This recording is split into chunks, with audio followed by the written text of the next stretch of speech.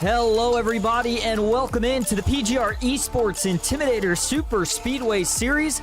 Live tonight, back at the world-famous Talladega Superspeedway Series. Boy, we have got a good one in store for you here tonight. We're back in the 87 cars, and I'm excited to be back watching these guys from the booth. And as always, thank you all so much for tuning in. You are watching Austin Green on PGR eSports. Well, qualifying has wrapped up. A stout field ready to get going here tonight. So before we get into the action, let's get right down track side and get into tonight's starting grid. The man who will take the pole here tonight is going to be none other than Caleb O'Connor in the 6 car. Puts down a good lap himself in the 87s at a 46.376. Casey Sprinkle, one of the McCullough Motorsports drivers, will roll off to his outside in second. It's going to be Wyatt Gray alongside one of the former Coke Series drivers, Garrett Maines, to his outside in fourth. Logan York and Marcus Smalden will start back in row number 3. John Ellis Jr. in 7th with Ethan Eckert in 8th. Jackson Buys starts 9th here tonight, and Malik Ray, one of the Canadian drivers in the field, will round out the top 10. Jeff Merck, he'll have some work to do tonight. He's going to start from that 12th spot to his inside, skip a position. That's going to be John Forbes rolling off in 11th. Moving on back to what is going to be here tonight, starting in row number 7. It's one of the Jack Shack's own. Trevor Osbornoff to his outside is going to be none other than Brock Westmoreland in that number 4 machine here tonight. Max Dinda, Tyler Vickery back in row number 8. It's going to be Colby Nill in 17th, with another one of the Coke Series drivers in the field tonight, Daniel Falkingham, rounding out row 9. Kyler Wynn will start 19th, and it's going to be Josh Cruz rounding out the top 20. Dylan Jones starts 21st. Daniel Eberhardt in 22nd, with Cody Rogers 23rd. John Ward, he'll roll off tonight from that 24th position. Back in 25th is going to be Mark Rogers, with Joshua McCullough in 26th. 27th is Sean Corbett, Sean Parrish 28th. James Waring and Ken McCullough Jr. round out row number 15. And the last man starting in the field here tonight in the number 59 car is going to be Mark Vondell, rolling off 31st. All right, let's get a look at your race info here tonight. Again, it is the PGR eSports Intimidator Superspeedway Series. We're back at Talladega, and boy, what better combo than the legendary 87 Series. We've got the old stock cars on track here tonight for 50 laps of action, 100% fuel in the tanks with 2 sets of tires. We'll talk about why that's going to be significant in just a moment. No fast repair as always here tonight. Fixed setups and 2 green-white checkers if we were to need them. Track temp here tonight at Talladega in the 70s, sim temp in the upper 60s. Partly cloudy skies and those light breezes out 7 miles an hour. Don't forget, Talladega Superspeedway, similar to Daytona in the sense of 30-plus degree banking on the corners, over 2.5 miles in length, and it is an absolute monster for anybody that can find a way to tame it here tonight. There's a good chance that one of our fellow broadcasters, Dawson Wise, may join us later, but for now, it'll be just myself on the call. Matthew Baker, Michael Triscaro assisting in race control duties here tonight, and the rest of the field ready to go. A chance to get your name in PGR Victory Lane here tonight, and it's a different series than usual. These guys, not a lot of practice in this car, and we may be on a super speedway, but this car runs a lot different on a super speedway than what we are used to seeing. And you can see the lights on the pace car still on, so we are going to go 1 extra lap around here before we do drop the green. Gives all these guys a little bit of a final preparation, if you will, here before we do indeed drop the green. With that in mind here, let's talk about some of the things to watch this race. First of all, let's start with some of the drivers. Caleb O'Connor, that's a big name that you hear whenever we get into some of these special events, and we talked about him qualifying on the pole here tonight. He's got the Superflow motor oil on board here tonight, so we'll see what he's able to do. And then you look back a little bit further in the field. Malik Ray, of course, always going to be eye-catching. Any sort of series we run, he is always a threat there as well. Looking back a couple more spots, Trevor Osbornoff, Brock Westmoreland. That's a pair of drivers I look to see do some damage here tonight. They've got a little work to do to get themselves to the front, but certainly plenty of time to do so. The Dega Pros captain, John Ward in the 92. He's been to victory lane more than once in PGR. Look for him to strike here again tonight. And then you look towards the back of the field. How about 2 of the Money Racing veterans and teammates? Kent McCullough Jr. in 30th, and he's got his teammate Mark Vondell sitting in that 31st spot. Those two are going to be looking to work together to push themselves towards the front of the field. Now, in terms of what to watch here regarding race strategy, remember, these 87 cars are a lot more abrasive on the tires, so you got to be a little bit conservative. Can't full send it into every single corner, especially if you are not that lead car in line. The other thing to keep in mind, when you get a lot of air packed on the rear of these race cars, especially as tires wear out, they get very, very loose, and we have seen some spins resulting through the corners of Talladega and Daytona in these cars from just that. And then, of course, a pit stop, something else to keep in mind. These cars at 100% fuel, I think, is borderline, maybe trying to stretch it to 50 laps. These guys should be able to go to at least 40, so that's something we'll keep in mind if we go green here in the long run. And with that, final check the tires here as the lights are off on the pace car, and that means it is time to get going. After an off week last week, hope everybody had a good Thanksgiving. We are ready to get back into action. We're closing in, by the way, on the 2025 PGR Championship. Last couple races for guys who haven't won this season to secure their spot. Big opportunity here tonight. Caleb O'Connor and Casey Sprinkle leading us into the restart zone. Here we go. Green flag in the air. We're racing at Talladega.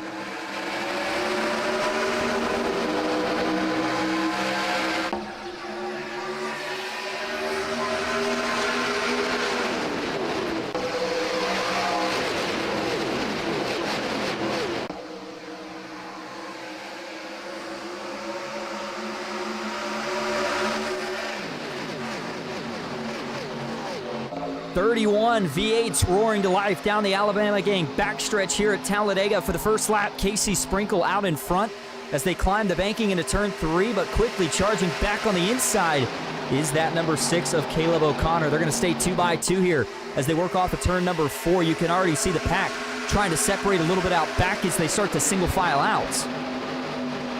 2 by 2 through the trioval, though. They're going to come to the line side by side. Lap 1 going to go to the 59 of Casey Sprinkle. 3 wide now, looking up top here for a move early. And take a wild guess who. We've got a couple of aggressive drivers up here. Ethan Eckert with a little wobble. That was Jeff Merck, though, 3 wide. He's going to bring now, looks like the 5 up top with him. 51 split in the middle. A lot of guys here looking for an opportunity early. The 12 of Eckert. There you see him on the bottom. Garrett Maines to his outside. 3 wide now into turn 3, and that stretches about 2 to 3 rows deep. Kyler Wynn in the 82 factory setup scheme. This is one of the best cars in terms of what his talents are. We've seen him get it done in all series. Man, you can see these guys dancing around. Big wiggle from the 6, Caleb O'Connor. That's going to shoot him up to the top lane as he has to make the catch down the short chute into turn 1. And he holds on for the moment, but they are still 3 wide from about 7th, 8th on back. At least through the rest of this lead pack. Then they get back down to single file. That's the 124 of Tyler Vickery. He's looking to see if he can find himself his first PGR victory here tonight. Good to see him back in the field.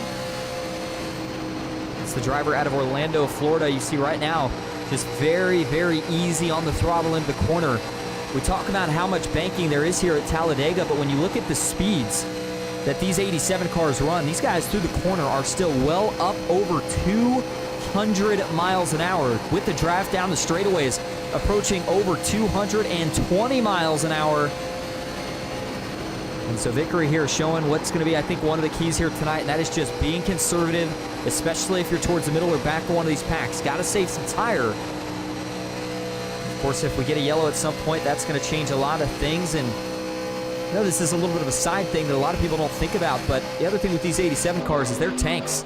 It is not easy trying to dodge a wreck when it breaks out here in these cars. And with no fast repair here tonight, you got to really be easy here on the decision of do you get up there and get aggressive early, or do you try to take it on the easy side? And man, Casey Sprinkle, watch out. Oh, that's going to be trouble. Man, big time save as you saw Garrett was getting pushed, it looked like, by the 51. He had to make a big time catch. And he cut the 59 to Sprinkle a break. Kyler Wynn looking to take advantage of that. He's up top working with Jeff Merck. It's one of the Monte Carlos in the field, and it was also one of the Thunderbirds, but Merck's going to jump back down. You can do bump drafting in these cars. Obviously, got to be a little bit more careful. You definitely can't do it in the corner. But so far, we've ticked off 5 laps already, and they have been all clean and green so far. Most of the lead pack still 2 by 2, a little bit of 3 wide towards the front. But then they single file out all the way back through about 29th. Then they split up. Ken McCullough Jr., James Waring, and John Ward in a little 3-car pack here by themselves. You got to think that these 3 here just taking it easy at the moment. Obviously want to catch the leaders, but not wanting to get involved in any sort of incident that could take place. We hop on board here for Ken McCullough Jr., and it's close. He's just about out of drafting range, and looks like the gap here between himself and teammate Mark Londell up ahead is just under a second. So the driver out of Savannah, Georgia here, still an opportunity to stick with the lead pack. They're certainly going to have to dig here and find a little bit more over the next couple of laps. Back up front we go, where Garrett Maines now finds himself on the point here at Talladega Superspeedway. Garrett on the inside, though. You can see that outside set up for a charge here. That was the 51. Called that name a few times tonight. No surprise here. That's because it's Malik Ray trying to make something happen here tonight, leading that outside line. He'll go to the point now. Oh, watch out. Him and Garrett, almost some contact as the one went to go defend the middle. Got a little bit tight. Now Garrett's got to check up as the 51 drops down in front of him off a 2. You can see him kind of snaking out. Everybody looking for a little bit of wiggle room. Kyler Wynn's going to try to shoot the middle here. Gets a position on Daniel Falkingham. Logan York's going to follow. Osmanoff chases all the way down to the bottom. And every lap that goes by, these guys going to slowly build up that intensity. Again, we're not even close to the halfway point here tonight, and we've already seen a couple of close calls. And I think I don't know if I want to say the pack itself going to break apart as this run goes on, but I think you definitely Might start to see these guys single file out once we do get later in the run. But boy, right now, Kyler Wynn going with the strategy of, hey, what's the point in saving tires if I can get to the front and have the cleanest air to work with? They'll kind of do the job for me. That 82 going to jump to the outside here with the Pepsi machine. Falkingham, now Wynn goes all the way to the bottom. He'll catch it as he briefly went under the yellow. Daniel Falkingham back to the bottom, former PGR 500 winner. That's the big event coming up in a few months. Looking to see how many wins he can add to the resume before then, as you see Maine slipping back a couple of positions.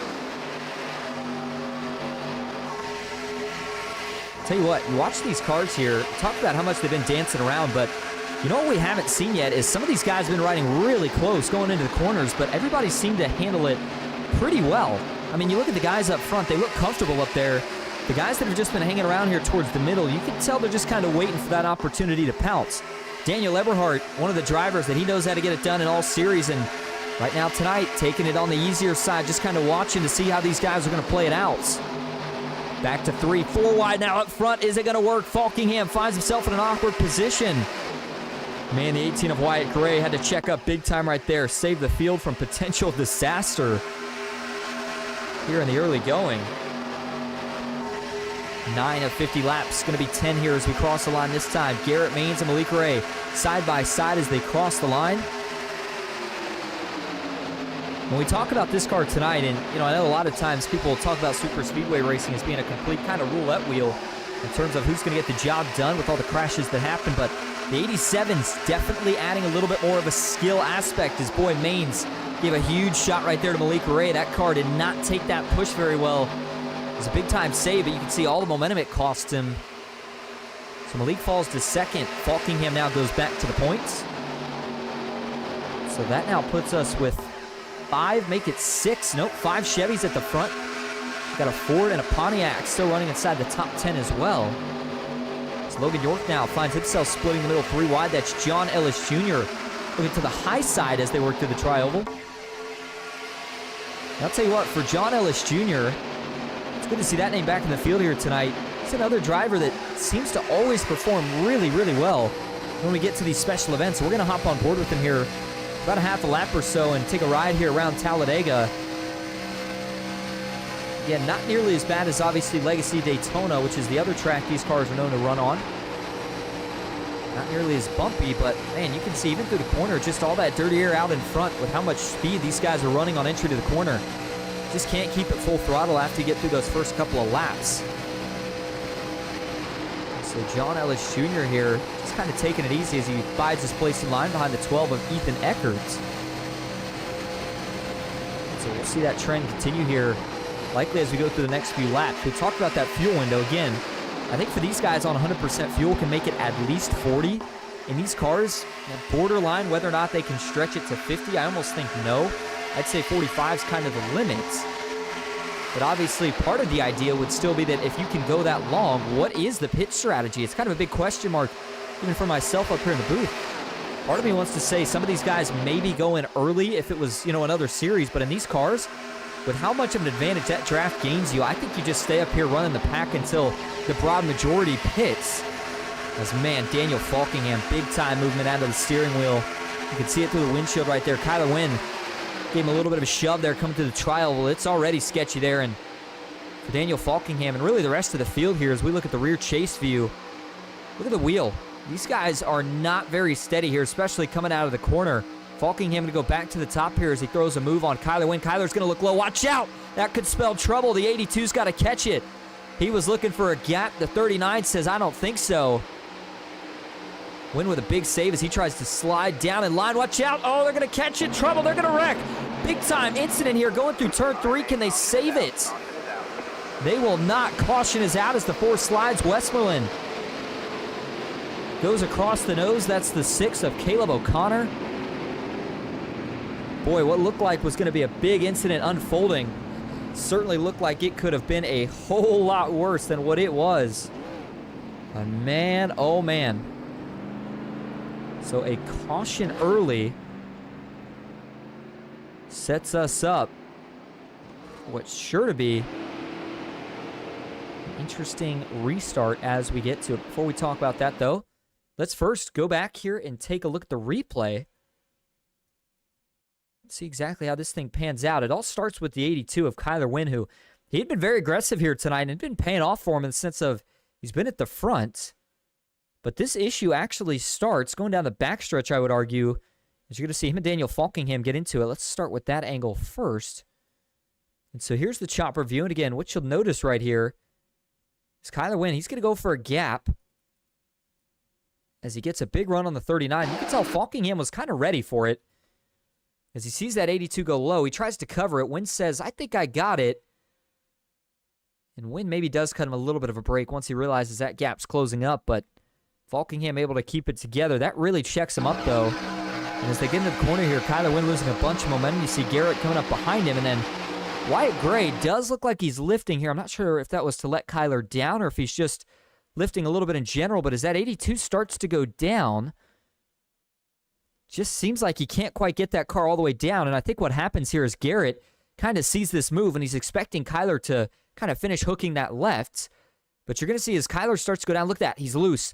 You see those front tires, so he's trying to catch it. And by that time, that catches Garrett up to the right rear, just the slightest bit of contact. But it's enough. I mean, it doesn't take much in these cars. Gets that car out of shape. And here goes Garrett. Kyler Wynn's going to save it. Unfortunately for the one-car mains, not going to be able to save it on the initial hook. He does kind of catch it on that second attempt. And everybody else, again, relatively gets away. It looked like it was getting ready to be the big one when it first broke out, but it ends up really only being an incident here for Brock Westmoreland, who appeared to be the only car to get any sort of notable damage. Go back and look at this here again from a couple different angles. It's going to be from TV1 here, and again, watch Brock Westmoreland in that number 4 car. It starts ahead of him, but that checkup just gets back so quickly. And then, man, big save for Wyatt Gray as well, but then the 4 slides, and I mean, look at all these guys. It's almost like you have to dodge it because it's just so hard to get these cars checked up all the way. So a couple of near misses there, but again, it's like even for Brock, talked about him getting notable damage, but that car should still be functionable, and he should be able to continue on for the rest of this race.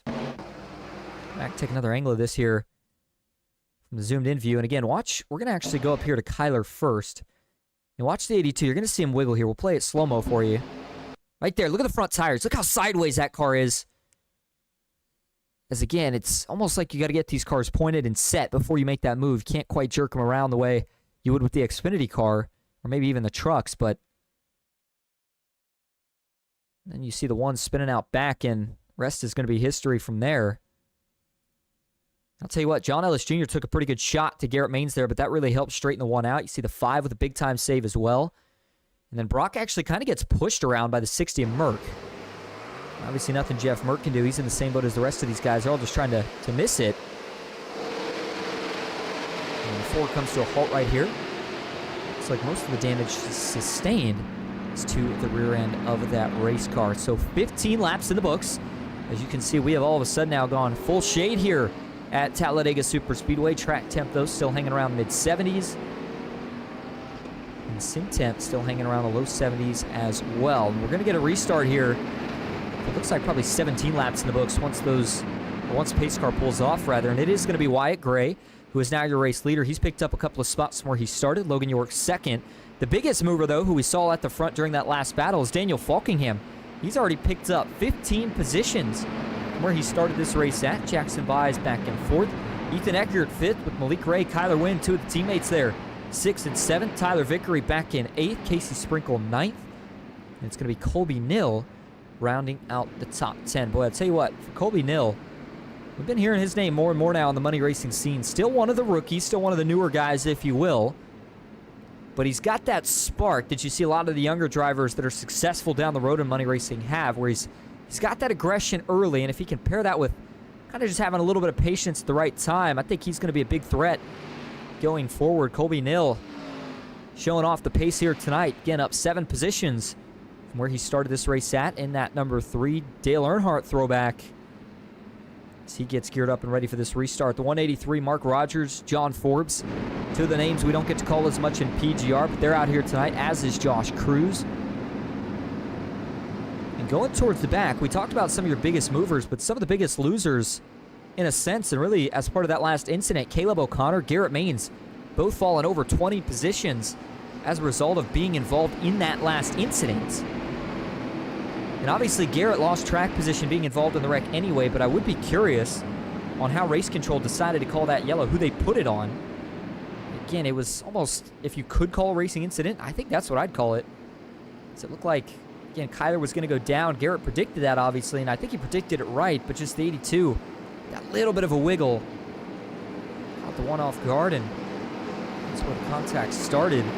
Nonetheless, let's try this again here. Logan York, you see him way on the high side here. He's trying to set this up. And it's going to be 17 of 50 in the books as we roll back into the restart zone. And here we go. Green flag back in the air. We're back underway at Talladega. Great restart for the 18 of Wyatt Gray. They're going to match him for the first 2 rows as these guys start to separate further back now already, but it looks like everybody going to get through the gears cleanly as they climb the banking into turn number 1.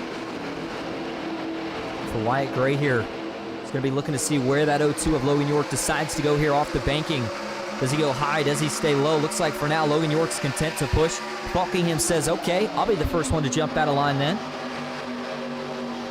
As they go 2x2 down the backstretch here, going to take a quick moment to announce that Dawson Wise, our former commentator, has arrived in the booth. He will be joining us here for the rest of the race. And Dawson, I don't know if you had a chance to catch it early on, but it's been crazy, and looks like the restart's picking up right where we left off.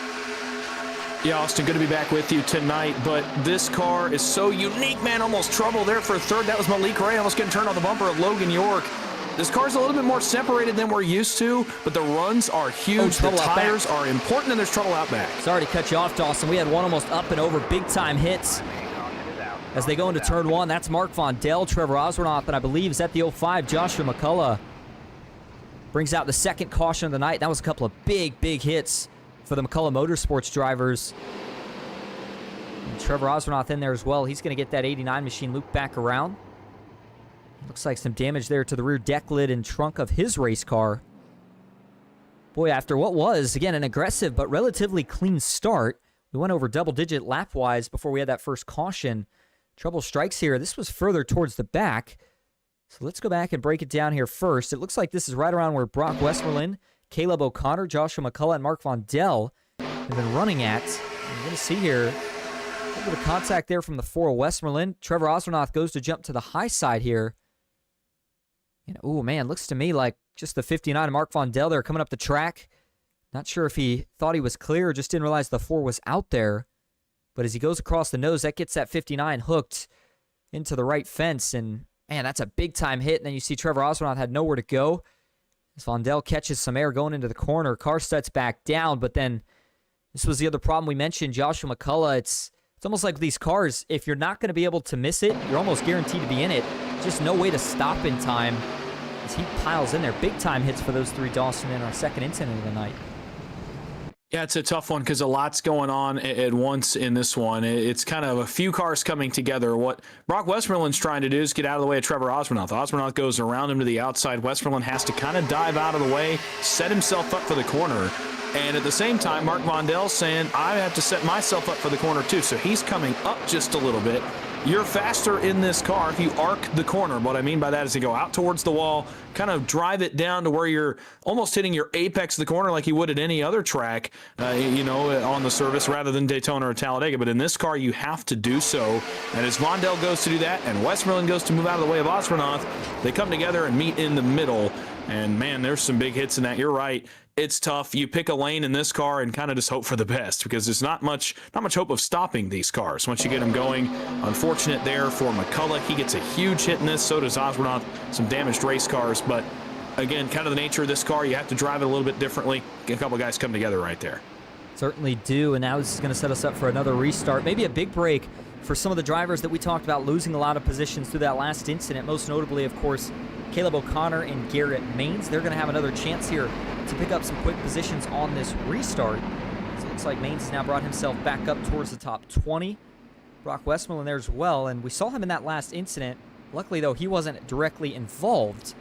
And, of course, looked like he did get that damage repaired from that first caution. So as we line him back up here to go green, we're going to be getting close to the halfway point in this race. Now, the other thing that's worth noting is everybody's good to go here on fuel for the rest of the way. So the only pit stop question would be if we get a caution, how badly do you want tires?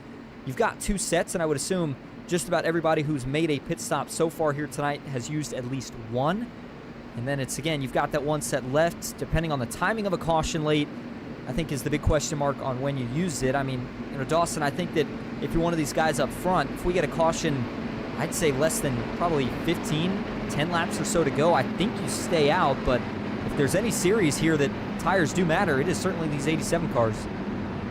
Yeah, that's what makes it so tough, and you can kind of manage it in the race car, and you're going to see guys do that throughout the course of tonight. I'm sure you already have, where you'll see certain guys, they'll back the corner up, they'll really arc their corners wide, and all that does is save the set of tires you have on the car. It keeps you from using an extra one later on in the night that maybe you don't want to use because you go a little bit too hard, you burn a little bit too much, then you're at a disadvantage. You got to come take a set.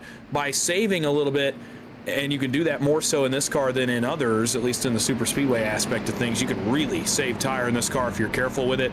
By doing that, you're going to save a set for later in the race, but then you called into question, it's inside 10 to go. Are you going to come down and make a pit stop? They're certainly not quick in this 87 race car. It's about 25 seconds in your pit box to take a full forward tires and fuel and move out of your box. So it's a long pit stop. Do you risk the time and track position that late in the race?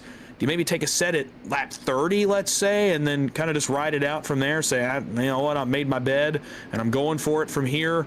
It's going to be really interesting. I think this is where experience matters. We talk about guys that love this car. Daniel Falkingham, obviously, has won about everything there is to win in this car. Interesting to me, though, John Forbes Jr. makes a start tonight, too. That's a guy who's got a lot of starts in this car. Guys like that know this car in and out, they're going to be in an advantage of knowing exactly what to do when we get down to it. Absolutely, and yeah, you mentioned the pit stops. The cars, of course, one of the legacy cars, but as are the pit crews, so something to keep in mind, which we were wondering if we were going to have a green flag stop. Obviously, that no longer an issue, but as we do get ready to get back to green flag racing, you look at the spectacle, of course, these 87 cars, and speaking of spectacle, about the greatest one in all of iRacing motorsports, and that is, of course, the PGR 500 coming up here in just a few months. We're looking forward to that. Obviously, we'll talk a lot more about this as things get closer, but just know behind the scenes, we are in the works, and it's kind of kicking off the season for us, again, behind the scenes of getting ready for that big event. Certainly looking forward to it, Dawson. I know how big of a year we had last year. Looking forward to doing that once again, hopefully this year. Yeah, some of the most fun I've definitely had doing this was that whole week last year, the lead up to it, but also the actual week and seeing things take place in the race we had, by the way, last year on Sunday. Number one, it was one of the best top to bottom fields I think I've ever seen on this service, and number two, we ended up getting a really good race out of it. Obviously, you would know best. You were on track for that race, that how quality the racing was towards the end of that one, and obviously the names that were involved in that, it made for a true classic. So a lot of fun last year. Only going up from here. This year's field looking already, putting it together to be even better than last year's. It's going to be a lot of fun. I can't wait to get into that. It's almost that time of year. We're really close. Absolutely. All right, let's get ready for the restart here. Up front, it's going to be Daniel Falkingham alongside 18 of Wyatt Gray. Two Chevys in row two. It's two teammates as well. Malik Ray and Kyler Wynn. Logan York, Ethan Eckert back in row number 3. Jackson Byes, Tyler Vickery, Dylan Jones, and Sean Forbes rounding out the rest of the top 10. Well, going to be less than 30 laps to go. Everybody can make it on fuel, so now you got to decide, do you play the patience game and wait for the big one, or do you go up there and go for it? Daniel Falkingham sees the pace car pull off. He'll lead the field back to the tri-oval as we work up to the Geico restart zone. 2 cautions so far here tonight, and if you're just joining in, you are watching the PGR eSports Intimidator Superspeedway Series at Talladega. Green flag back in the air. Falkingham grabs second gear. He's off to the races as the rest of the field upshifts as well. And oh man, side by side going into turn number 1, 2 by 2. But one thing that I was worried about tonight was restarts. Hasn't been an issue so far. Everybody gets a clean start that time. Malik Ray, though, breaks off the back bumper of Falkingham. That's going to allow Wyatt Gray, Kyler Wynn, and now Malik Ray to make a big charge down the backstretch.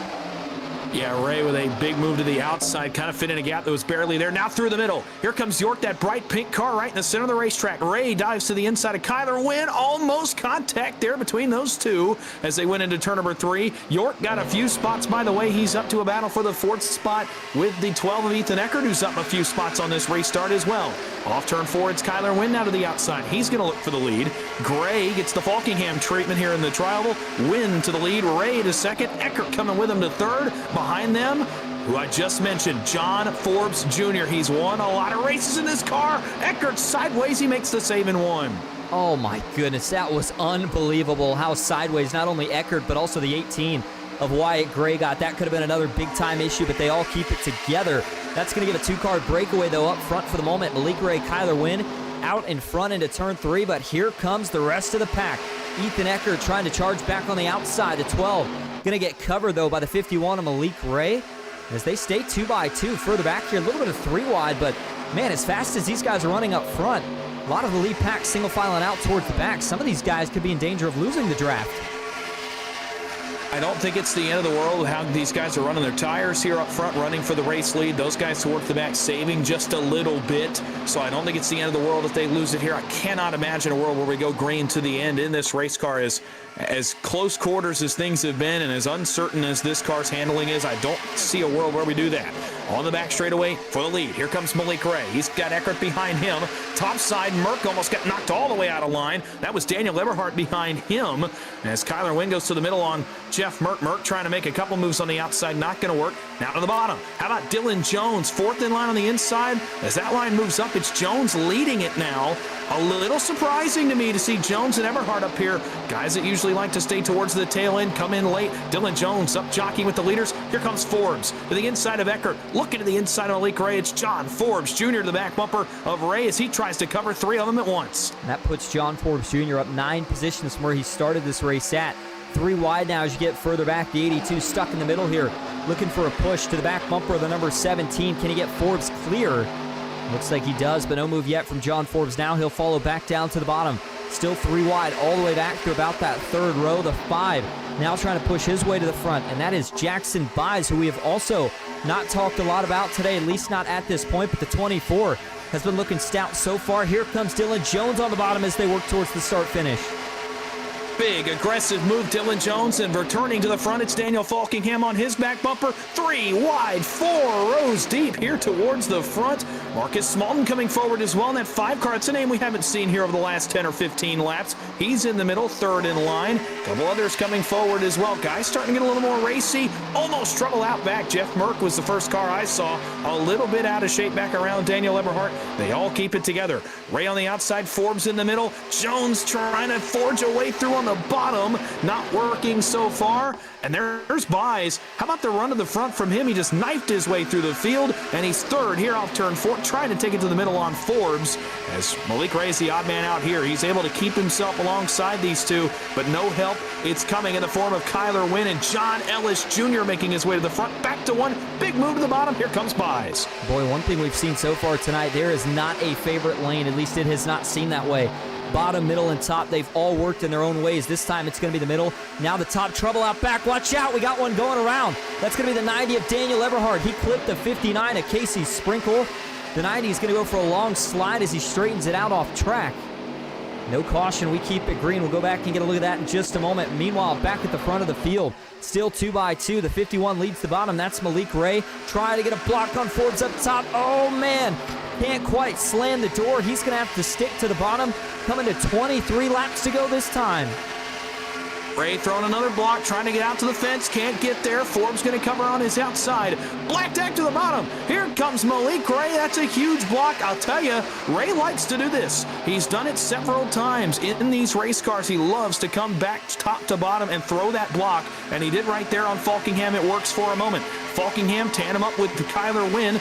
Meanwhile, Logan York out back. They're jockeying for 6th position on back as the leaders pull away by about 3 car lengths. Ray on the outside, Falkingham on the inside. Forbes and Byes are the help up top. Then it's Logan York. And then there's Marcus Smalton who's forward on the outside as well as the leaders try to scoot away. The second group, if you will, has figured things out. They're going to be in this fight in no time. I have no idea how Malik Ray made that block on Falkingham work, but he did for a moment. Forbes psychs him out, goes to the outside into 1 though. And that lines the teammates back up on the bottom. By the way, quick note, not going to get a replay right now. The Daniel Eberhardt incident didn't draw any sort of data from it. Did look like he got a little bit of damage. You see one of the other damaged cars there pulling off. Trouble again this time. Another car on the wall. It's Brock Westmoreland. He's going to go around. This one might bring out the caution. Not yet. Everybody's able to dodge him. Yep, only 1 car, so we stay green as the 4. Still sliding on track here, trying to get this thing woed up and going back in the right direction. And so that's going to do it for Brock Westmoreland without a caution. His night over.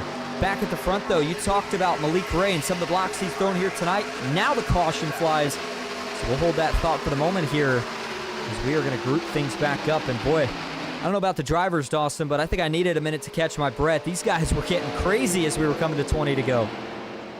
Yeah, I get thrown right back in the flames. So go back and take a look. It was about mid-pack that Westmoreland got around as we were watching the racing up front. It may have been pretty similar to what we saw with Daniel Eberhardt. Just some contact as guys slid towards the outside wall off the 2 that triggered that one as well. The tough night continues for Westmoreland, by the way. Got back up to about 12th and unfortunately is involved in this one with 21 laps to go. And, you know, that's interesting. Yeah, we just saw that again. Be curious to see what happened with Eberhardt. Again, we're not showing any data about it, so it's a little bit more difficult to go back and look at a replay that far back. But looking at Brock Westmoreland's incident here, this is interesting. This is as they're coming off the corner, and he's got a great big run here on the 92 award. And it's kind of one of two things here. I can't really tell, but I think it would have been the same outcome either way. And that's that either the 4 is going to try to jump to the outside, and Ward goes to cover it, and Brock just not expecting it, or this is what I think happens here is, remember, these cars, we talk about the speeds and tire wear. When you come off the corner here, especially this far back in the pack, these cars get really tight, and it's kind of only natural to drive them up towards the wall. So I don't think Ward's necessarily trying to block. I think that he's just kind of taking him up there.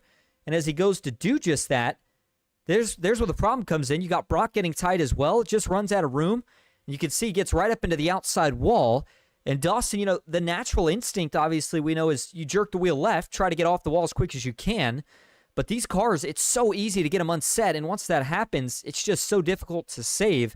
And it looks like, unfortunately for Brock, that's pretty much a case of what it is. You see him going to the outside wall a couple of times, and eventually that car does loop all the way around. But boy, lucky for, man, Garrett Maines and a couple others there to not make any contact. Usually when you wreck in that sort of position in these cars, Dawson, we see at least a couple guys get taken out. But tough night definitely continues for the 4 Brock Westmoreland. Second incident he's been involved in here tonight. Yeah, it's tough, and getting back to take a couple looks at it as well, as they all kind of slid. Westmoreland's kind of just following John Ward. He doesn't want to hit him right there. It's a tough spot to get into somebody and knock them out of line or out of shape. And as he goes up, he just runs out of room. He gets the wall. And the tough thing about this car, he actually maintains the first hit to the wall pretty well. When you kind of slap the tail end off the wall, it likes to almost bounce more than cars, more than we're used to in some of the other NASCAR sanctioned cars. It likes to kind of bounce the back end around, and it just gets him into a spin. And by then, front end comes off, he spins around, goes for a slide down the back straightaway. So it's tough. He kind of probably drove it the same way as he would, say, an Xfinity car or a truck, where you can bounce off the wall all you want to and not spin the car.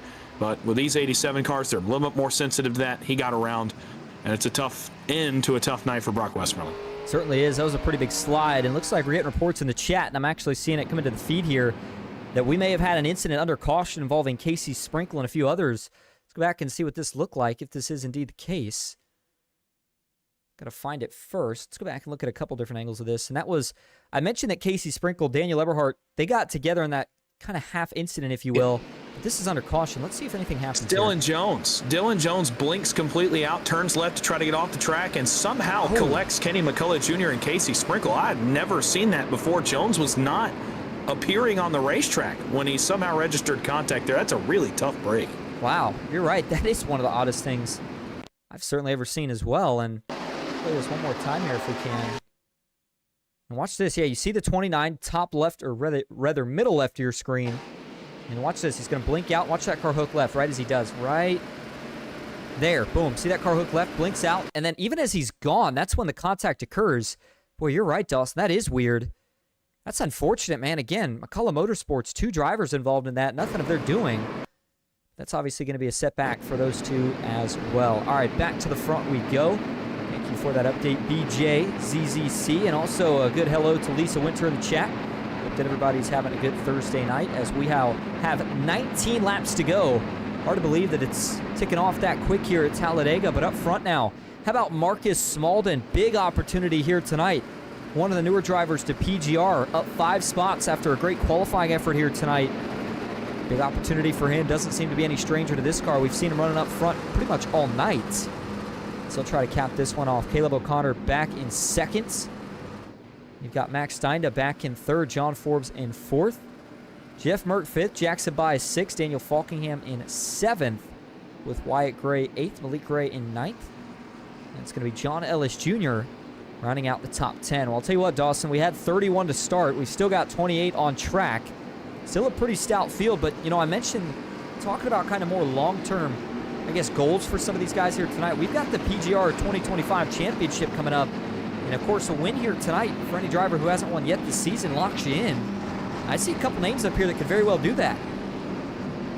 Oh, 100%. Again, it's pretty wide open, and really we haven't had the ticking time bomb go off at the front quite yet either. So a potential big opportunity for somebody to get their way into that race, an opportunity for guys that are already in to maintain some momentum. I know we're not necessarily running this car. Momentum still matters on super speedways. You got to get in some good mojo, kind of get on a roll going into that race. Some guys could establish that momentum as well. Smalden, what a huge opportunity. I could say the same about Caleb O'Connor, and really could say the same about Max Dinda, running back in third.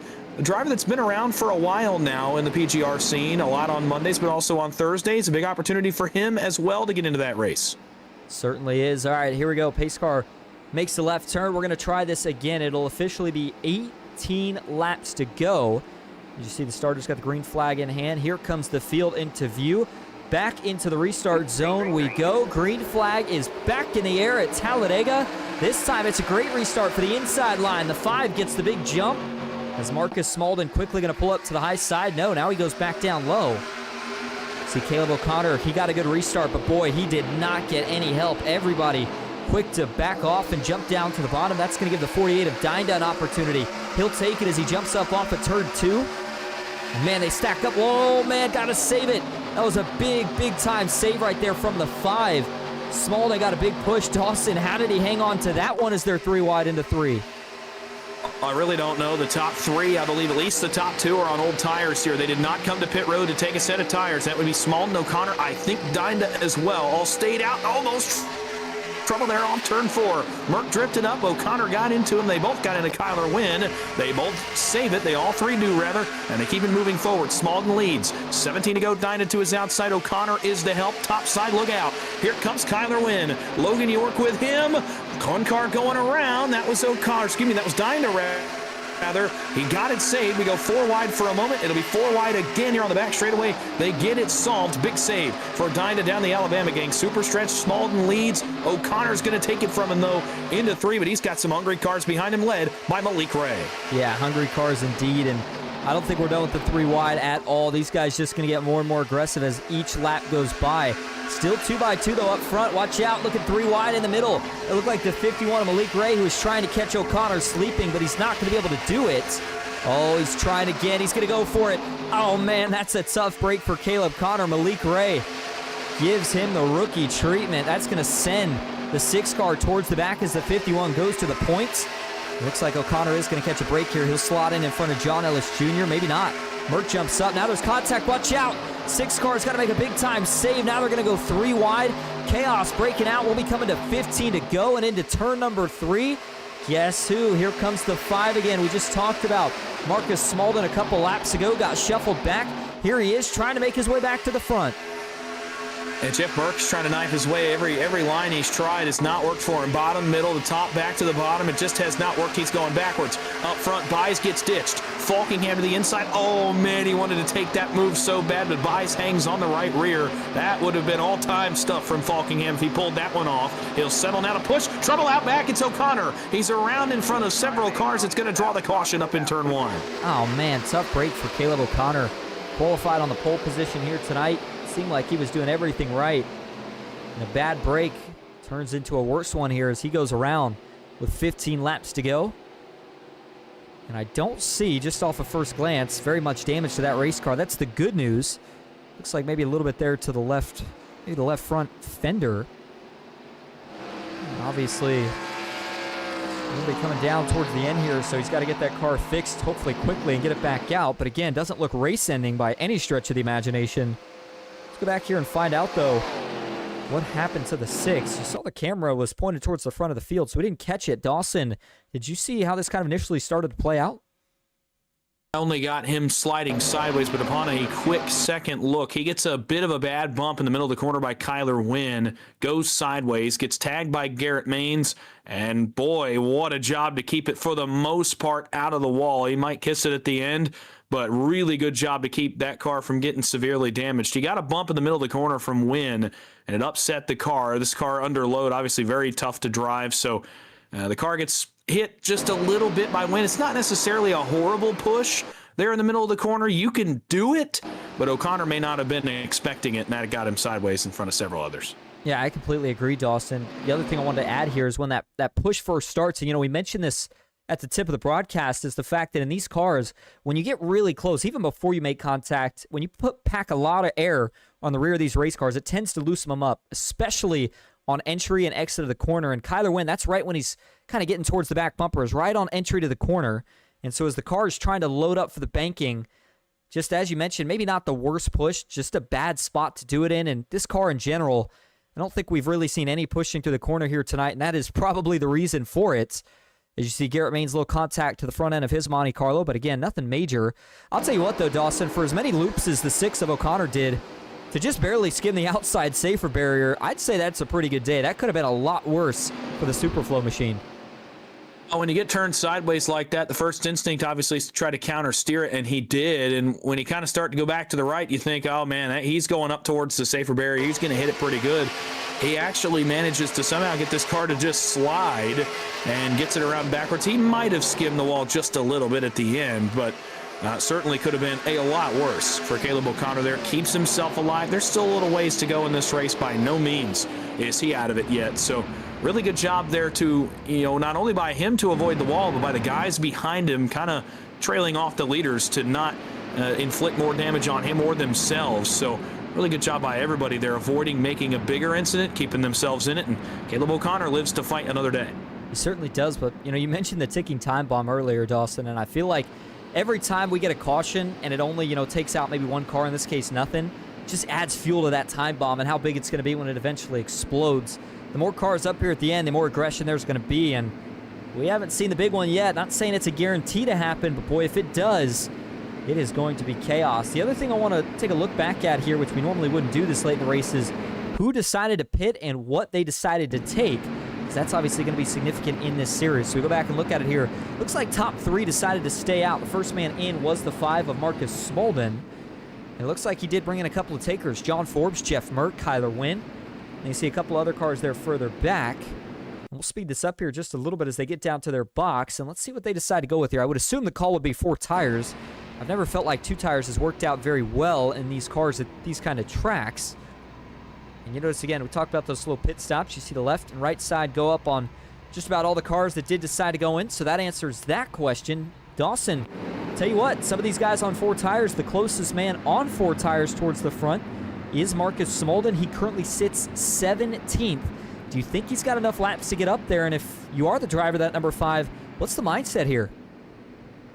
Enough laps, 100%. He's going to have 11 when we go back green. And when you're full go in this car, the difference between saving and full go in this car is a lot different than what we've seen in other cars in the past on these super speedways. I think the closest example now, I guess, would be Atlanta. The new way Atlanta runs with the tire wear.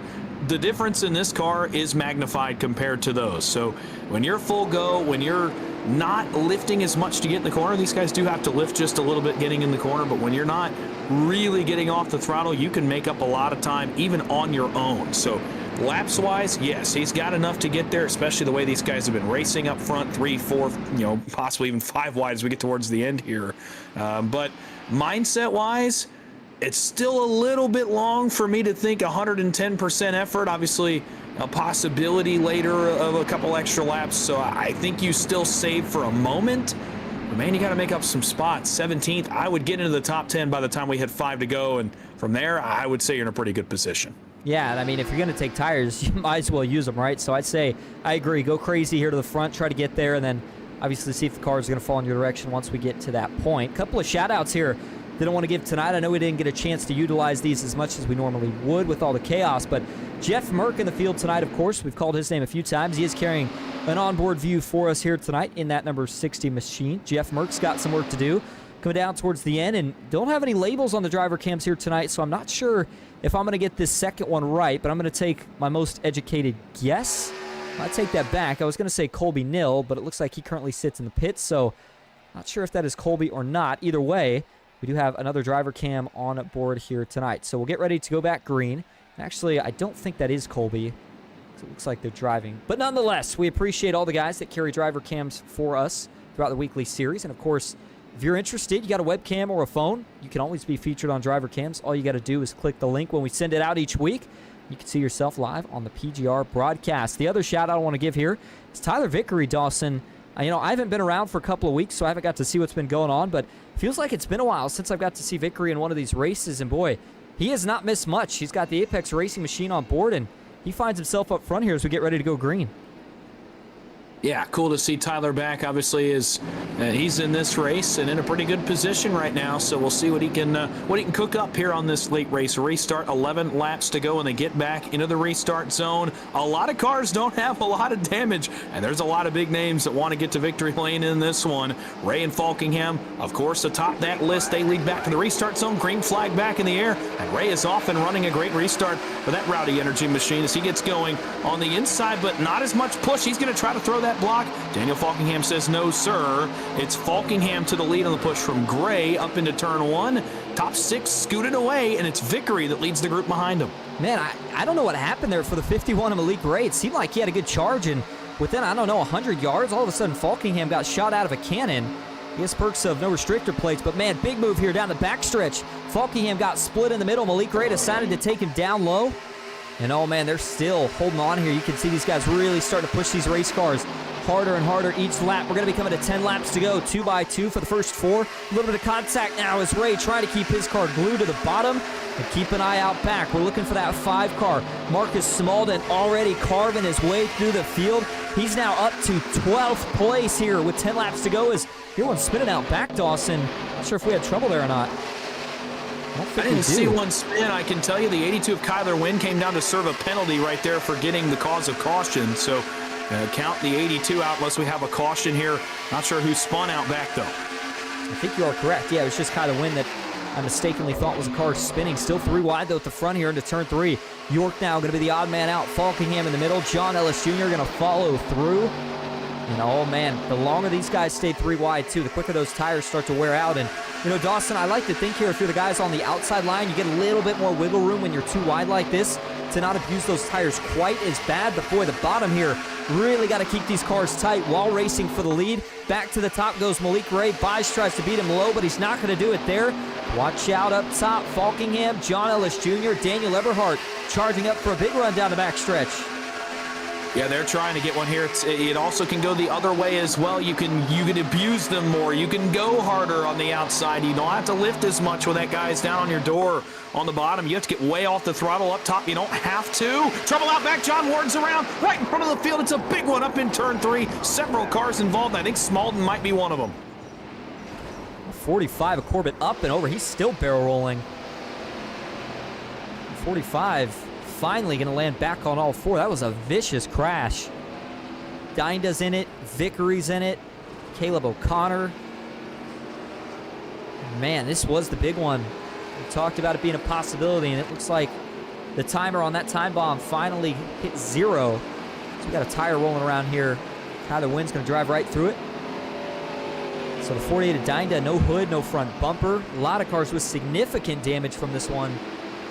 And then there's Logan York in the 02. So he's got significant damage as well. Well, this one's going to take a minute to break down, so let's go back and get kicked off on it right away. It all starts with the Dega Pros captain, John Ward. Question is, what gets this car around? Is it going to be a push, or is it going to be just a lot of air packed on the rear of this car? Let's see.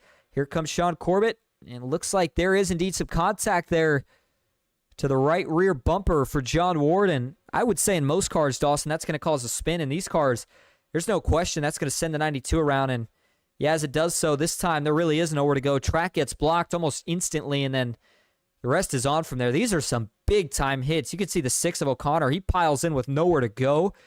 And then, boy, the 92, massive impact for him. And then 45 of Corbett, of course, gets up and over, and he goes for quite a ride down the banking. Yeah, tough break with the track blocking right here and several big-name contenders involved. We talked about Corbett and O'Connor. Tyler Vickery, who we just talked about, he's in it as well. So too is Jeff Merck, who was running up front. John Ward, of course. Logan York is in it as well. He's been up front a lot of the night. He's involved in a big way in the 0-2.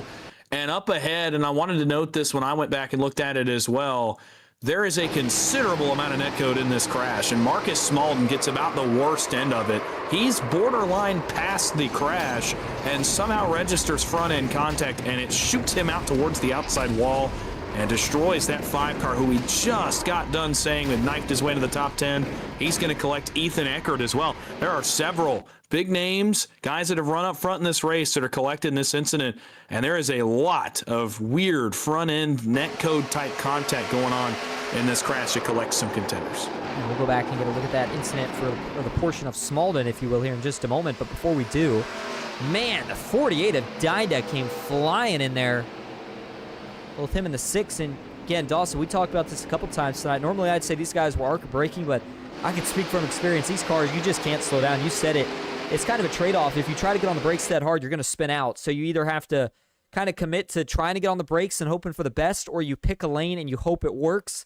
And unfortunately, a lot of times when you wreck here at Talladega or Daytona, the lane you try to go in is the lane that unfortunately everybody else ends up wrecking in. But let's go back here and watch this incident. We're going to go back to the 5 car here of Smalden, who we saw was involved in this. And it was a weird, kind of a weird incident for him too. He was carving his way back to the field, doing a good job. Watch it here as we go into the zoomed-in view. So you see the wreck out in front. And yeah, man, it looks like he's through it. Yeah, that's a very weird netcode. I don't even know how to describe that one. And then Ethan Eckert gets involved in that secondary contact with the 5 as he goes up the track. And eventually that does get him turned all the way around. And definitely makes some damage there for 2 cars that basically missed the wreck, Dawson, but unfortunately get collected in the second half. And then, boy, it looks like towards the tail end of that, his left front suspension broke too. Yeah, some really tough breaks. And so that's what I mean. There's some weird stuff going on tonight. There's a couple crashes in a row. There's some weird stuff that's going on. So a tough one there for Smalden. We talked about him, and as well as the guys that just had nowhere to go. That was kind of the first big one of the night. That one takes out several cars, and there's some huge damage on some of these cars too. Tyler Vickery was missing a tire. Corbett was missing a couple of different tires and several pieces off that car. So yeah, a lot of tough breaks there. And you talked about Dida. There's not a lot he can do. I know that replay looks bad. There's really just not a lot you can do. You can't slow this car down. So a tough break for him as well. We talked about him being in the top 3 earlier. He just has nowhere to go. He tries to commit to a lane, and the track gets blocked. And a tough break for a lot of guys there. Again, contenders involved. That thins some of the contenders out of this field and also gives a couple guys a second chance. Garrett Maines, John Forbes, even Eckert, who I thought was involved in a bigger way in that crash, he's still up here as well. So some guys a second chance, some guys a tough end of their night. Absolutely. And with the lights off on the pace car, we're getting ready to go back to green flag racing with 5 laps to go. Quick check of what the payouts are looking like here tonight. It was based off of 40 cars. We had 31. So these will be scaled back a little bit, but you got the idea here. It was top 6 payouts here tonight. Not sure if they'll keep the wheel spin or get rid of that to keep some of the payout positions. And of course, it was initially 150 to first, 125 to second, 100 to third, 75 to fourth, and then 50 and 40 to fifth and sixth. And again, of course, those will be scaled back a little bit here tonight. But overall, pretty good payouts for only a $17 entry. And of course, if you're ever interested in PGR eSports or getting involved really in any way, any of the money racing series, or just being in the Discord in general, we always have that link in the description of the video. By the way, next week, because I was looking at the Q4 schedule, which is what we are, of course, currently in now. Some big events coming up. Next week is the COTs at Talladega.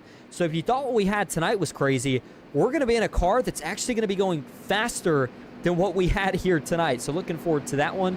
Should be pretty chaotic in that sense. And then, of course, December 18th is going to be the PGR Championship. All right, let's line ourselves up here for what's going to be potentially the final restart of the night. Malik Ray, Jackson Byes on the front row. Wyatt Gray, Daniel Falkingham, 3rd and 4th. Eberhard back inside the top 5. John Ellis Jr., Ethan Eckert, Garrett Maines, all back in the top 4 rows as well. And oh man, Dawson, this is going to get crazy now. I said final restart, but these guys, very good chance we go into overtime with some of the moves we're about to see made. Falkingham obviously wants to go for another win, as does Malik Ray. Jackson Byes has been to victory lane. Man, can anybody further back make it an underdog victory here tonight? Time to find out. Just a handful of them left to decide it at Talladega. Green flag back in the air, and this time it's another good start as they start to check up, though. Further towards the back. No, they're going to wreck them up. Oh, man, the restart finally broke out in chaos. Caution is out. And after a night of nothing but perfectly executed restarts, the biggest fear of the 87s finally comes true. Somebody, I believe, might have missed a gear, and Trevor Osranoff is destroyed.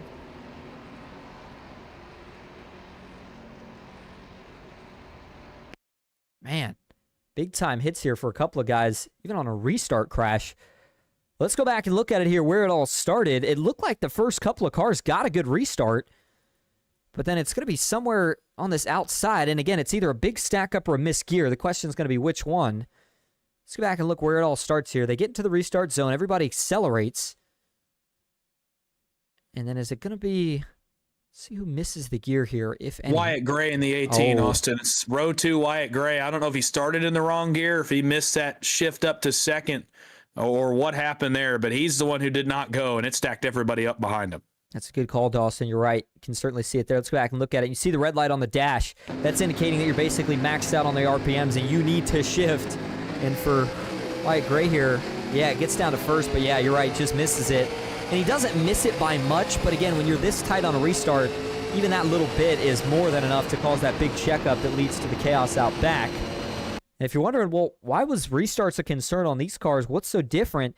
The older cars, it's a little bit different when you're making the upshift. You have to make sure that you're fully out of the gas and engaged in the clutch before you shift it. If you try to get a little bit eager on the clutch like you would with, say, the trucks or Xfinity while you're still kind of coming off the gas, a lot of times it won't register and you won't be able to hit the upshift. So again, you got to wait till you're fully off the gas, quickly push in the clutch and shift it, and then get back on the gas. So sometimes it is easy to miss. And I was very impressed the fact that nobody did all night.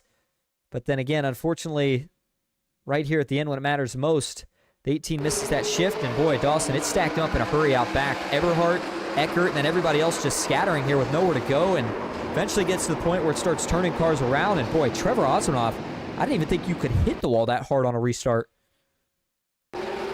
Yeah, I was gonna call out the hit for Osranoff. It's tough, but like you said, it's a good job by everybody, but it just takes one time of it happening in this car. And if you miss, especially that first gear to second gear shift, it's like you throw a brick on the brake pedal in front of guys that make that gear. It is so tough. And for Wyatt Gray, there's not much you can do. Obviously, if you slip the gear, there's not a whole lot you can do. For the guys behind him, it's tough. Man, Osranoff hit the wall really hard, and it got hit by James Waring hard as well. So a couple of big hits for Osranoff there. He had finally gotten his night turned back around too, and the luck turned sour again for the 89. Certainly did. So a tough break there, and boy, this one arguably takes out similar amount to what we just had in that last incident in turn 3. A lot of cars in the pits now getting damage repaired, as this will send us to our first overtime attempt here of the night, and we'll explain the rules for that here as we get closer to green flag action. But Jackson Byes now being scored as your race leader, so this will be the first restart of the night that 24 car gets to lead to green. He's up 8 spots from where he started this race at. Another driver up 8 spots is that second place car, Malik Ray in the 51, looking to make something happen here tonight. Daniel Falkingham back in 3rd. John Ellis Jr. 4th, and it'll be Wyatt Gray rounding out the top 5. So before we talk about the restart rules and anything else, we are going to take a quick break. Go get yourself a glass of water. This is going to be a crazy finish. We'll be back to see who wins it tonight at Talladega. Stick with us.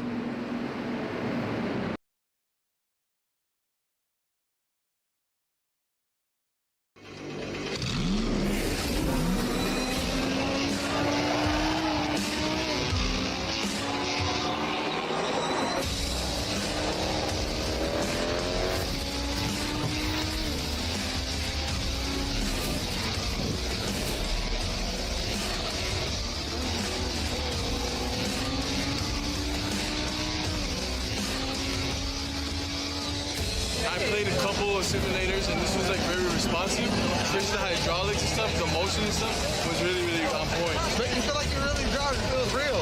It adds so much to the experience. It's just really, really cool. It was pretty awesome.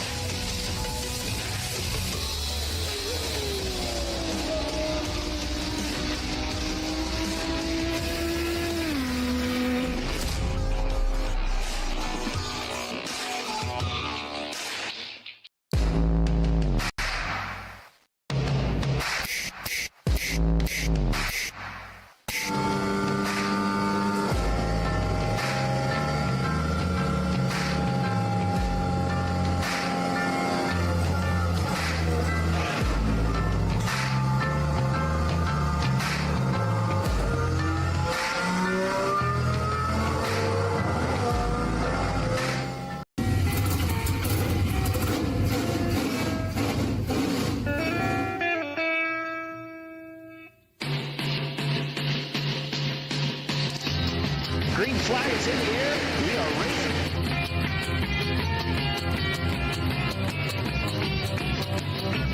3x3.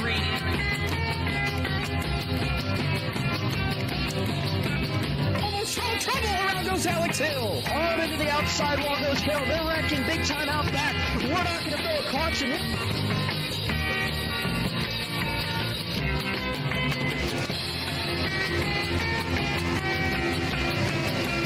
To the finish. Who gets it in the line? Cody Nagels wins it at Talladega.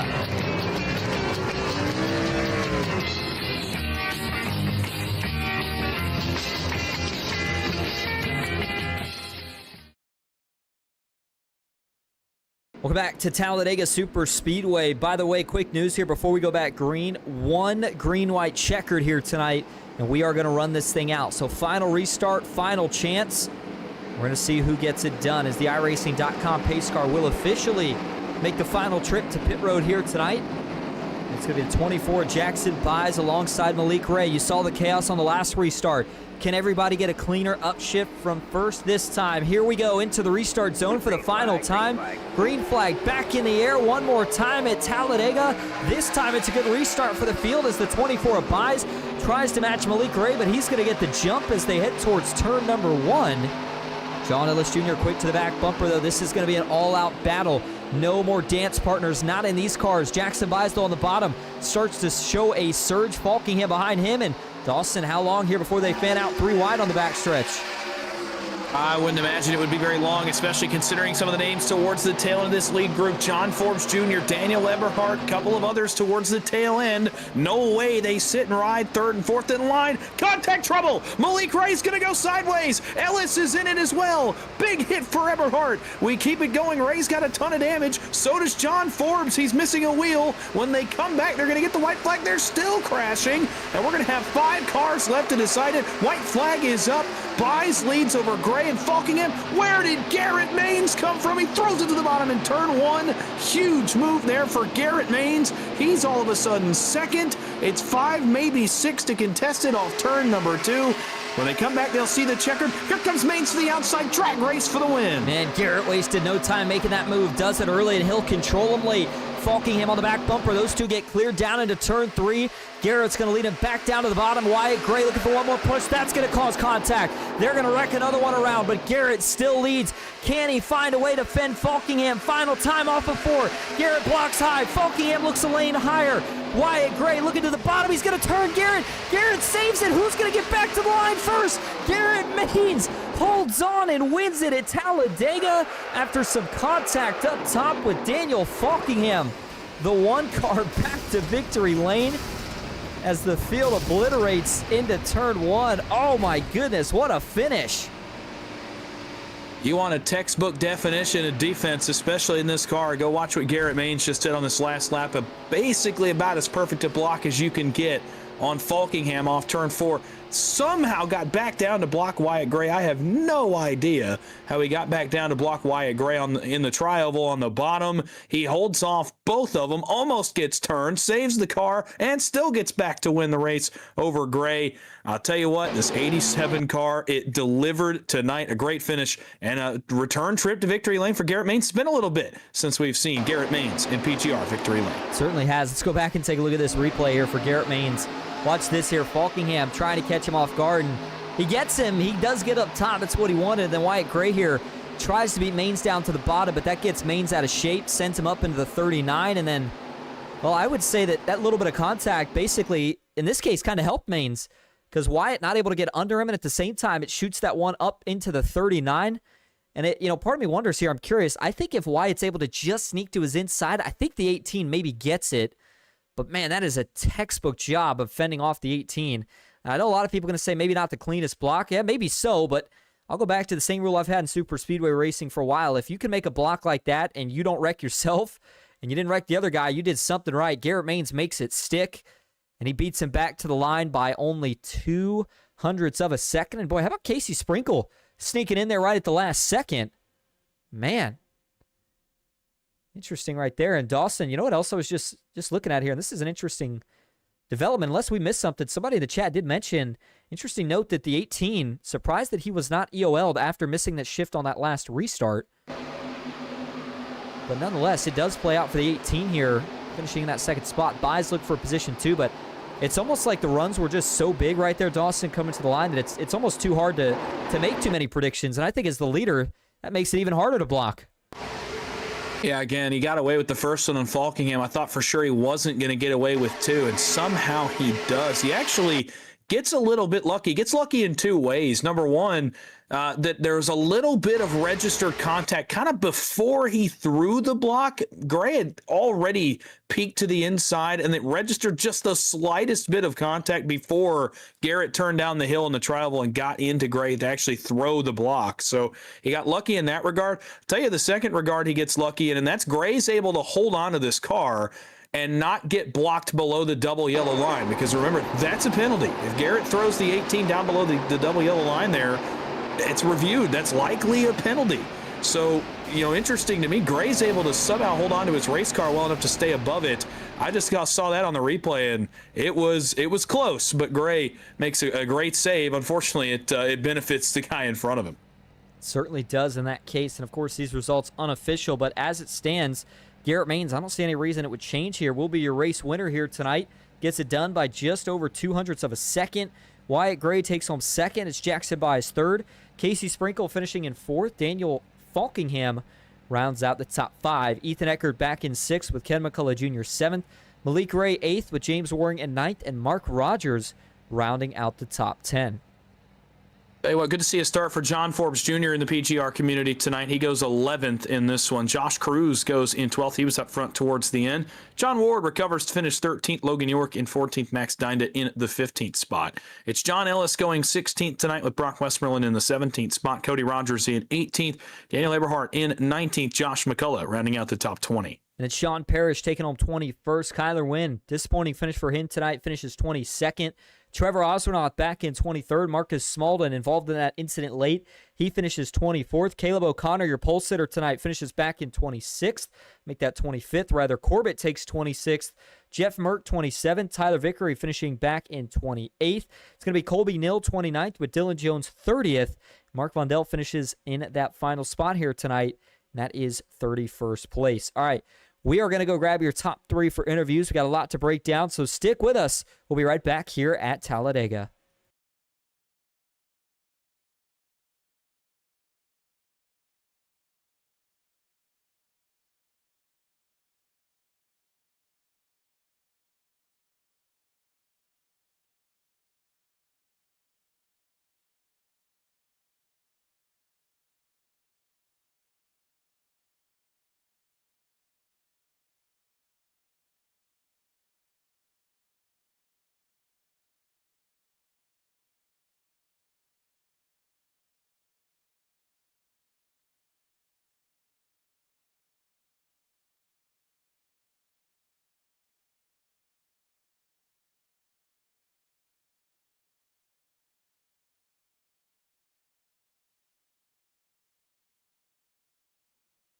All right, welcome back to Talladega Superspeedway. We're going to start first here tonight with your race winner, and that is the one car, Garrett Maines. Garrett, this is Austin and Dawson in the booth. You got a copy? Yes, sir. Well, you take home the win here tonight, and we were back in the 87s, but man, you had to fight for that one coming off of turn 4. Normally, we talk about it's hard enough to make one block stick. How did you make 2 and still manage to fend them all off coming to the line? Man, I just didn't lift. I just kept my foot in it, and I hoped I could hold on. And I think if this was the next gen, I probably would have overcorrected and just ate the fence. But this thing's got a lot of yaw to it, and I was upside down on the wheel, going all sorts of directions, trying to hold on to it, especially when I got that second hit there. I mean, I was all out of shape from Wyatt, but, Baker had said, last to first challenge when I had all that damage, and I guess with, 20 to go, last to first it was. So Yeah, certainly was. We saw you involved in a couple incidents here tonight, but you still managed to pull out the win at the end. But, I'll tell you what, it was a different car here tonight, obviously a different feel. What was kind of the strategy going into this race, and what are some of the things that are most different for the people watching at home when we get in these 87 cars? Well, this car just takes like so much more car control to hold on to. There's a lot of tire management. I mean, we're doing like 30 miles per hour faster down into the corner. You actually have to lift. It's not flat. It's only maybe flat for the leader, but you can't really do that for long, or you'll just self-spin or walk it up the track. So it's a lot of fun having to kind of position yourself well, but also manage your stuff. And there at the end, I was just kind of the right place, right time, to be fair. There was a very big crash right behind me twice. So I'll take my luck where I can get it. I mean, I think this is win number 11. So to be able to come back, I rarely do super speedway racing anymore, except for PGR, and be able to, show up on a Thursday night and get the win. It's always nice. Absolutely, and adding to that long list of wins as well. So Garrett, before we let you head out tonight to celebrate another one, is there anyone you want to thank or shout out? Yeah, huge thank you to Wig and Water Technologies for all their support all year long. Happy to get them another win tonight. And also a big thank you to Scott at MCU Body and also Lennox for their support. Garrett, thank you for talking to us. Congrats again on the race win, and hopefully we'll see you again next week. I appreciate it. Thank you. All right, there you go. Garrett Main's your race winner here tonight. Now we're going to move on to the second place finisher. That is none other than the 18 of Wyatt Gray. Dawson Wise stands by with him. Yeah, Wyatt, it's the boys in the booth. You got a copy? Yes, sir. Man, a tough one for you there at the end. I thought you made the right move there off of 4 to try to steal it away from Maines and Falkingham. Unfortunately, you kind of get a little squirrely, get hit by the one there in the trial. Take us through your perspective of what happened coming to the checkers. Yeah, I knew once I got in line third there, I had a good shot, and I really wanted to rip it all the way to the bottom and try to get under Garrett, but I knew he was going to block it, so I was kind of indecisive, thinking I might turn him, and then I ended up kind of half turning him anyways, and just couldn't get enough momentum to get ahead of him. Either way, second place tonight for you. A good run. Ran up front a lot as well. We go to the COTs next week, somewhat similar, a little bit more grip on the racetrack, but going a little bit faster. Can you take anything tonight and translate it into next week's Thursday night race? Yeah, it's similar style of racing. Gonna be the same players up front. I know I won that last time we ran those, so I'm looking to win at least one of the next 3 races. I really wanted this one, but if not, next week we'll do, and then obviously after that, we're looking forward to the championship race. Definitely an exciting time coming up here in the month of December. Look, tonight, second place for you here in the 87. So before we let you go and enjoy some of your winnings, anybody like to thank or shout out? Shout out you guys for broadcasting, Mike and Baker for putting these on. Shout out my teammates tonight, Malik, Kyler, Ethan, and Jackson. And shout out Factory Setups and 42paints.com. Appreciate the time for talking to us. Congrats on the second place finish. Go enjoy it. Go celebrate. We'll talk to you next week. Yes, sir. Thanks, Dawson. All right, and that is going to wrap it up for your second place finisher here tonight, Wyatt Gray. And the final man to finish on the podium here tonight is none other than the man who has won both in the Intimidator Superspeedway Series and in the PGR eSports Light Series, Jackson Buys. Jackson, this is Austin and Dawson in the booth. You got a copy? Yeah. Well, you finish on the podium here tonight, man, and boy, it seems like it's been that way a couple times over the last month or two, but it's still a good finish. What more, though, do you think you could have done there at the end to try to pick up 2 more? Not overdrive it, getting down into 3 and netcode my teammate. We were lined up and had it won, but I blew it. Well, maybe an unfortunate mistake there, but, overall tonight we saw you up front leading a lot of laps, and I got to feel like that paired with the third place finish gives you some momentum, and we just talked to Wyatt about this. Want to ask you the same question. Next week we head to the COTs. Similar style of racing with how fast those cars go and the fact that the grip's a little bit less. What's the plan next week? Do you feel like you got a good shot at maybe grabbing a win there? Yeah, I ran good. Last time we went there, it just comes down to if I can put myself in position on the white flag and if we wreck or not. Absolutely. Well, Jackson, I'll tell you what, we'll let you head out here tonight, but before we do, to cap off a good finish, is there anyone you want to thank or shout out? shout out to my teammates and for everyone who supports me. All right, Jackson, thank you for talking to us. Congrats on the third place finish, and hopefully we'll see you again next week. Thank you. All right, there you go. Well, Jackson buys, obviously, Dawson, you could hear a little bit of a disappointment there. It's still a good finish, but obviously a couple of drivers there feeling like they wish they could have done just a little bit more at the end to try to sneak one out over Garrett Maines. Daniel Falkingham, that contact sent him back to 5th. But overall, let's talk about how crazy that race was in general. We had a few cautions, but overall, I'd say these guys put on a pretty good show, and once again, the finish did not disappoint.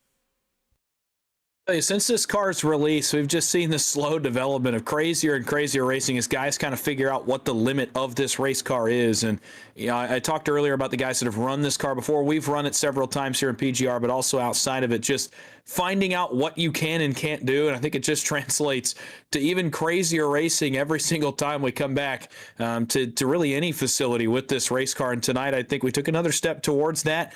Insanity from start to finish, big moves, big blocks, which I don't think you come to expect in this car.